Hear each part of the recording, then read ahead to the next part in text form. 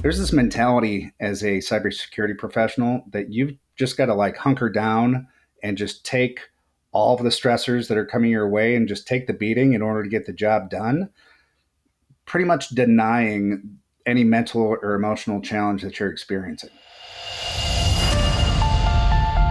SC Media and our Diamond sponsor Darktrace are proud to present this month's CISO Stories program.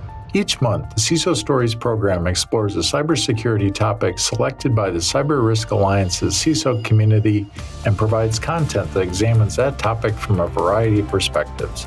Hosted by Todd Fitzgerald, best-selling author of CISO Compass, the CISO Stories weekly podcast features content powered by 1,100 plus members of the Cyber Risk Alliance's CISO community. Listen to previous CISO Stories podcast episodes at CISOstoriespodcast.com. Cybersecurity Collaborative is a unique membership community enabling cybersecurity leaders to work together in a trusted environment. To learn more, visit CISOstoriespodcast.com/CSC.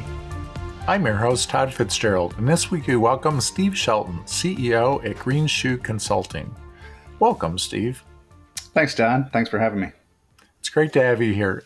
Before we get started today, tell us, what attracted you to the cybersecurity field? And I know you've had a couple different roles, a little different than the CISO role. So tell us about that. So I actually started my sales career with CDW. And so I was there for about 3 years. During that time, I got exposed to a bunch of different technologies. Security was one of those that was back in 2003 was kind of up and coming, so to speak. So I was really attracted to that defensive type of posture and that protective type instinct or mentality because that aligns with who I am from a value standpoint. And then my first outside sales job came with Symantec, getting into the security software world. So you're that guy that keeps calling us, emailing us, leaving text messages to get that sale, right? I was that guy. You were that guy. Yeah. Well, I know you've switched now, and I love what you're doing now. And we were talking at a recent security conference and talking about a lot of psychology kind of stuff, and I found it was fascinating that the stuff that you're doing today. So let's get into that. Our title today is From Burnout to Balance. And a survey by Heidrick and Struggles said that 53% of CISOs were dealing with stress. Another 60% were dealing with, were concerned about burnout. So tell us about that. What's your personal experiences, that you can share around these struggles that CISOs are having? Yeah, the first thing is those numbers were from the 2022 survey that Heidrick and Struggles did. They released one this past June. And I mentioned that because of the fact their numbers have increased in terms of stress to burnout. So what was, I believe you said, 59% in 2022 jumped 53, up to 71%. Yeah. And then the burnout numbers rose from 48% up to 54%. So wow. A pretty substantial jump in those numbers. So from my standpoint, having been in security software sales for so long, 17 years, I witnessed firsthand a lot of the challenges that cybersecurity professionals experience from a security engineer or analyst all the way up to a CISO. And a lot of these things just continue to increase over the years without anything being done to address the issues. So while I've witnessed those in other people, I also experienced that on the sales side of the house, working for technology vendors. The challenge of managing my mindset, especially in a work environment that's very challenging, but then also having my own personal challenges that I was dealing with in my personal life that was spilling over into my work life and vice versa. So trying to figure out how to be my best and show up managing those things the best that I could was part of my journey. So I left the security world to move into sports psychology, was the original intent. I'm a former college football player. And then there's such a need and overlap in the IT security space because it's a high performance, high stress environment that there's really not been a lot done to help cybersecurity professionals train their mental game on how to handle their own mindset and emotions in that environment. But then also, it's not just an individual issue, it's also a workplace environment or organizational issue. So I'm really trying to help the community better manage their mental and emotional states to perform better not only in their jobs but in their personal lives, and also enact that change from a workplace environment to help them basically thrive. Do you think CISOs have a higher stress level than if we look at other professions that that are in that hot seat? Is it greater than the chief marketing officer or the chief financial officer in their organizations? Part of me wants to give the consulting answer of it depends, but I definitely think the CISOs are in a much different environment than those other folks. And from the research that I've done, my own personal experience too, I think there's a lot of similarity because the similarity to the military environments, being in a war zone type of environment, because you're under constant evolving threats, you're dealing with a lot of constantly changing environments and trying to protect those environments. From what I've seen, and I've recently just conducted some research interviewing 20 different cybersecurity leaders and professionals. Out of that came a variety of different challenges, just resource wise, workload wise. And so I'm basing this off of a lot of prior stress and burnout research in terms of the areas that we focused on. But from a workload standpoint, from the ability to make decisions and enforce those policies, from an aspect of there's a lot of challenge communicating effectively with other business unit leaders and being understood for the value that you provide to the organization, being seen as a cost center and also slowing or bottleneck to the business. So all of these things make it, I think, a lot more just exponentially challenging than a lot of other business units. How does this impact like the day-to-day decision making capabilities of a CISO if they're stressed or concerned about burnout? There's a lot behind that. I think the first thing from a decision making standpoint, when you're under threat and constant threat, based on the research that I've gone into, there's an aspect of survival instinct kicking in when you're under threat, right? So our brains are automatically set up to look for anything that's going to cause harm to us, our well being, or our livelihood, all those things. So when you go into that survival instinct mode, then you're constantly looking for the threat and the thing that's going to harm you. So that survival instinct is the fight, flee, freeze, fly, or fight mindset, right? So when you go into that aspect, there's a variety of things then that distract you and take you away from being in the present moment, which is part of the challenge. So that then minimizes your capacity to have cognitive problem solving capabilities. And it makes it really hard to make the best decision at the right time. So that's where a lot of this stuff gets into play. In addition to the fact, when you're under constant duress and not training your mental skills to be able to manage your state, that doesn't just have a business impact, that bleeds over into every aspect of your life. So then being able to have effective boundaries, being able to have uh, time for yourself makes it really hard when you're in that constant threat mindset. And so developing those skills to be able to perform your best in that environment, I think is part of the challenge. So how do we, we talk a lot about work-life balance these days, and it's interesting to me because we've actually been talking about that since I was since I was in my early 20s, and I think every generation has tried to achieve that more. And now with the bleeding of the lines where there is no off switch, there isn't this idea of leaving the office at the end of the day, and there's still the email that can be coming in late at night. I mean, how do CISOs deal with that? And how do their teams deal with the CISOs? in those environments.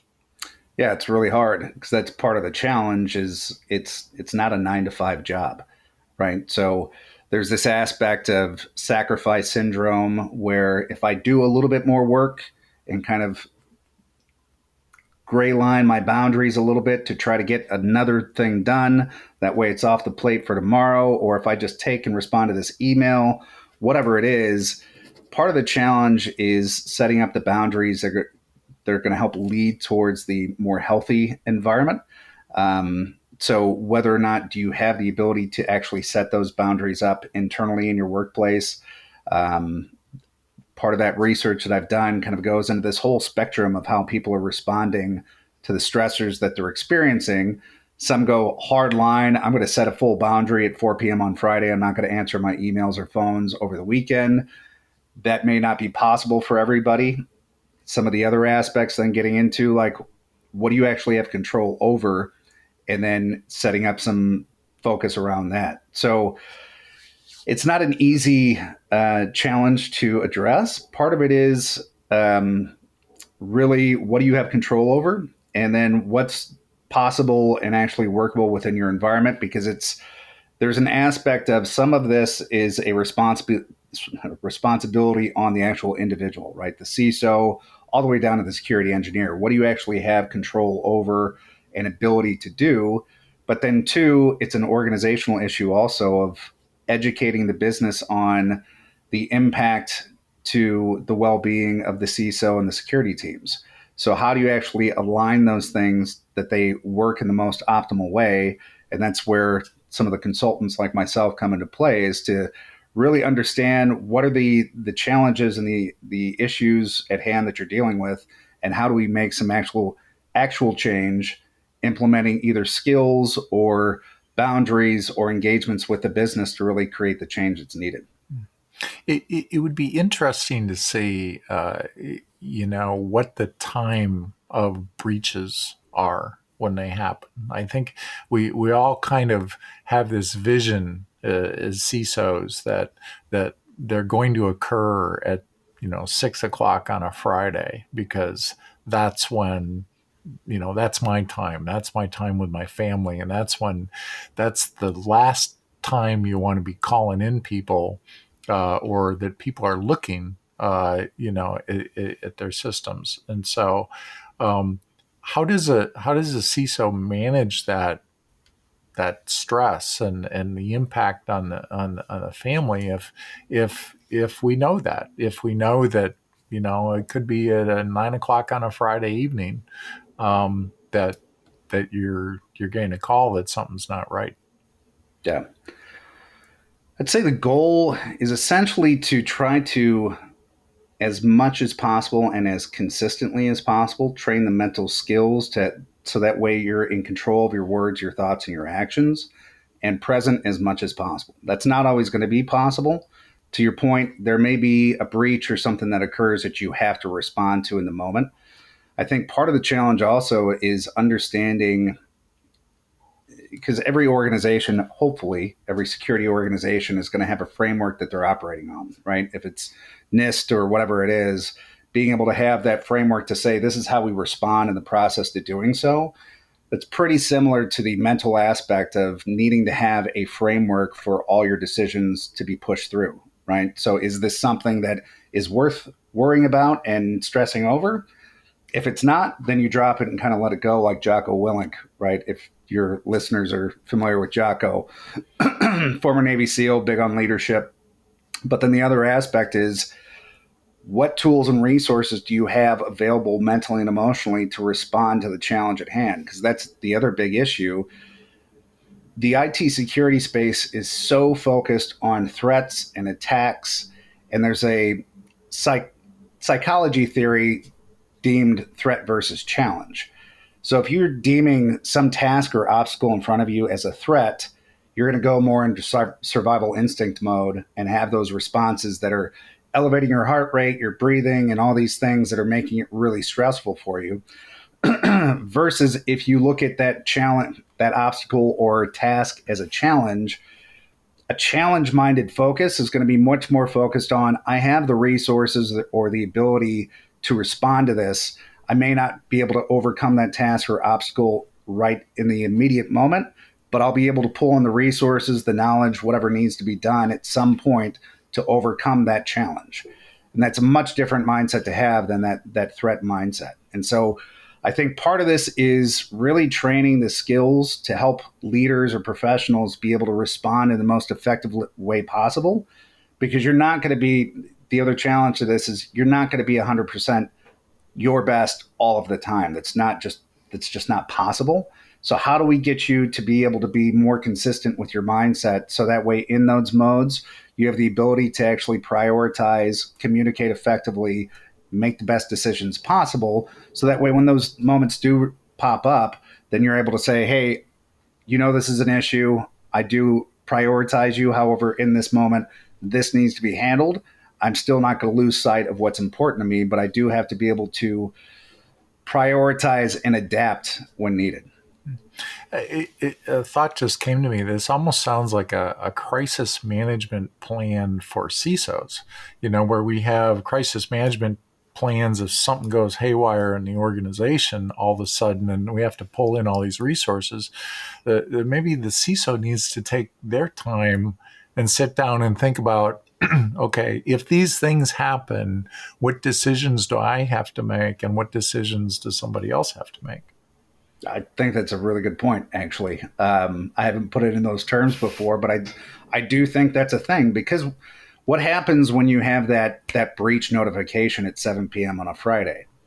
Like for you, what would be your initial response to that? I'd look at my watch and I'd see my heart rate is starting to go up. Yep. So, I'm wearing a Whoop device because I'm doing research for the security industry, because it's measuring my heart rate, my stress rate, my strain, and all those things. And so that initial thing that's your survival instinct, right? Your heart rate goes up, you start breathing a little bit more, maybe you start to sweat a little bit, whatever those responses are. The first part really for me is being able to generate some awareness on how are you actually interpreting and responding to those stressors or challenges that you're faced with, right? The more that we can generate that awareness, the more that we can start to understand what are the thoughts and the beliefs that kick in first that either make us reactive or allow us to actually be present and respond in a way that's actually logical and necessary, or the right decision at the right time. a few years ago, I've had for about a decade, I had atrial fibrillation, right, which is an irregular heartbeat. And so I was taking drugs for that, and it finally was reaching a point where, because I had received as a gift an Apple Watch, was starting to tell me when I was going into atrial fibrillation, and I never knew this before. I was never conscious of when this was happening, and now the alarms are going off, and it was right before things shut down in COVID, and I had an operation, and I had it's called a catheter ablation, where they basically freeze the heart, and I'm off the drugs. I've been off of it for close to 4 years now, but I still monitor the on my watch. And the one thing I learned from that is that when my heart rate would get really high, that it was usually because of dehydration. And I would lay in a room and I would do this thing called the vagal nerve thing, where you plug your nose and you blow out your ears. And it really looks strange, but you lay down in a quiet room, and it's amazing. I could take my heart rate down from like 110 beats a minute down to about 85 beats a minute in an hour, just by calming my body down. And so sometimes the anxiety that you would get because the watch is telling you you're an AFib, like, oh my God, now it increases that anxiety. So it's, I think, we have to be sensitive to what's going on in our body. Are there things that you're seeing, things that can help people to reduce that stress level to a calm state? Completely. So, one, I want to thank you for even bringing that up. That's a very big admission and thing to share in this community. So one of the things that I've found in my research, one has been there's this mentality as a cybersecurity professional that you've just got to like hunker down and just take all of the stressors that are coming your way and just take the beating in order to get the job done, pretty much denying any mental or emotional challenge that you're experiencing, right? So it leads to a lot of physical issues like you're talking about. Hopefully that is one of the more extreme issues that folks may be experiencing, but it's a legitimate thing. So being able to talk about these things is really important for one. So in a way of de-stressing and managing some of that stress is having an outlet to talk about some of the things that you're experiencing or the challenges. Like, I'm having a really hard time with this, and this is how it's manifesting in me, is a really, really big deal in terms of getting some of that stress relief. Secondly, the idea that denying or that emotional or mental challenges is a weakness, therefore you can't divulge those things, is complete fallacy. So part of what I'm doing is try to educate the community on we need to be able to share these things because it's actually a superpower opposed to a hindrance.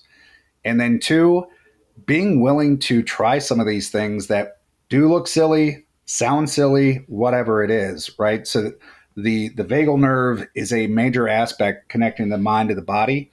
So as the body goes, the mind will go. As the mind goes, the body will go. That vagal nerve connects the two. So getting an education on those things is a big deal. But breath work, to your point, is one of the biggest things that we can focus on because, like you said, you look at your Apple Watch, and if there's a breach or just your heart rate stuff starting to kick up, that's going to generate that anxiety further. When we get more anxious and in that survival instinct mode, we usually have shorter, panicky breath that's shorter and faster, opposed to relaxed and breathing, and just the shoulders are down away from the ears. You can feel your feet where you're at and basically just be in that homeostasis mode. So, part of that breathing, one of the things that I teach just as a very simplified applied tool, so to speak, is box breathing. Box breathing is something Navy SEALs use when they're in the field of combat to be able to calm themselves down as much as possible to get in that ideal zone of operating. So box breathing, if you think about it, is four sides of the box going at 5 seconds. You'll inhale through your nose, expanding your stomach for 5 slow seconds. When you get to the top of your breath, holding it for 5 seconds, exhaling down for 5 seconds. And when you exhale, trying to think about your shoulders coming down away from your ears, and then holding at the bottom for 5 more seconds. What that does is interrupt your brain process when you're in that survival instinct mode, because typically when you're in the survival instinct, you're thinking about running, fighting, or freezing because there's a threat, right? And when you interrupt that thought process, your brain starts to scan as to like what's going on because something's preventing us from freaking out, for lack of a better word, right? So those breathing exercises are really, really powerful, even though they're not something that everybody uses.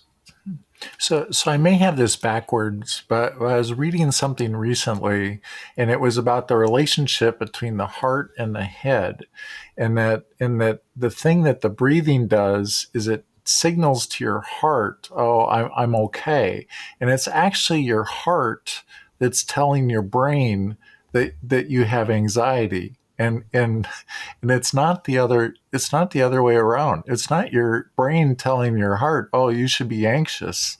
It works in reverse as to how we think about that. And I was like, wow, that's that explains a lot. So that's why the breathing is really so important, because it interrupts the heart. Then doesn't have time to be anxious because it's too busy responding to the breathing. Right. And that is beautiful that you said that too, because how many, I don't know about you, but how many of your listeners expected to be talking about their heart in an IT security podcast, right? So that's part of this too, is humanizing all of this, because we get in a mode, it's so easy doing our day-to-day jobs to get in a mode of not thinking about the fact that we are human, we're dealing with other humans, and we need to treat each other that way, which means really getting down into your heart to really connect with others in that capacity too, including yourself. Well, Steve, this has been great. I know I've written about the soft skills and the CISO compass, and I'm thinking back now. I don't think I talked anywhere in there about the stress and managing your stress. I need to go back and write another book, I guess, because I don't have those things in there, and it's all about the negotiating skills and presentation skills and written and oral communication skills and executive presence and all that. But we're not talking about the human aspect of these are real people that are experiencing big events, and all of a sudden, and we need to take care of ourselves. Totally agree. I'm happy to write a book with you, just to throw that out there. But I do think that's the overlooked aspect of things, just due to the fact it's not something that's typically talked about. The focus is more on the outcomes and getting things done, opposed to there's people actually doing the work, and we really need to focus on taking care of them, because if they're not being cared for and at their best, they're not only are they going to suffer and their performance is going to suffer, but the organization is going to suffer too. Absolutely. Well, this has been great, Steve. What final advice would you give to emerging CISOs, new CISOs, current or experienced CISOs, as they're trying to, reduce their stress, reduce the burnout, not of just themselves, but themselves and their teams? I think there's a lot of advice that I would love to give. The primary pieces being educate. So educate yourself in terms of being aware of your own responses to stress and what you actually have control over. Um, I see a shift happening in the marketplace in terms of this aspect, like you were just talking about, realizing that there's a human element behind all of this and a need to be able to incorporate these skills in order to perform well. The 3 out of the 4 big 4 consulting companies, Deloitte, PwC, and KPMG, all have brought in mental performance consultants because they know the challenges behind these things.